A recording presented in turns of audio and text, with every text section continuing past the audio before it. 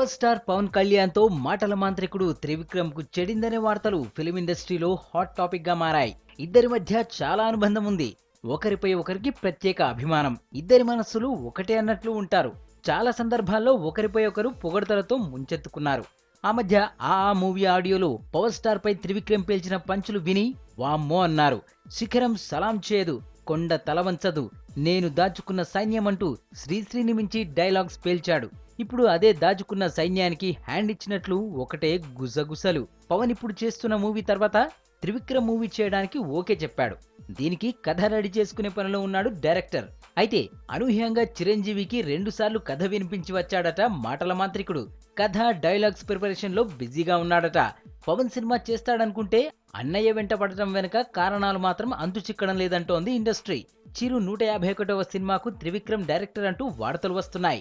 ఇది ఓకే అయితే పవన్ కళ్యాణ్ మూవీ ఇప్పట్లో లేనట్లే. ఈలోపు ఏపీలో పొలిటికల్ హీట్ వస్తోంది. అప్పుడు పవన్ తో మూవీ అన్నా సాధ్యం కాదు. పవన్ త్రివిక్రమ్ మధ్య ఎక్కడ బ్యాలెన్స్ తప్పిందో అర్థం కాక ఆరాలు తీసే పనిలో ఉన్నారు సినీ ఇండస్ట్రీ వర్గాలు.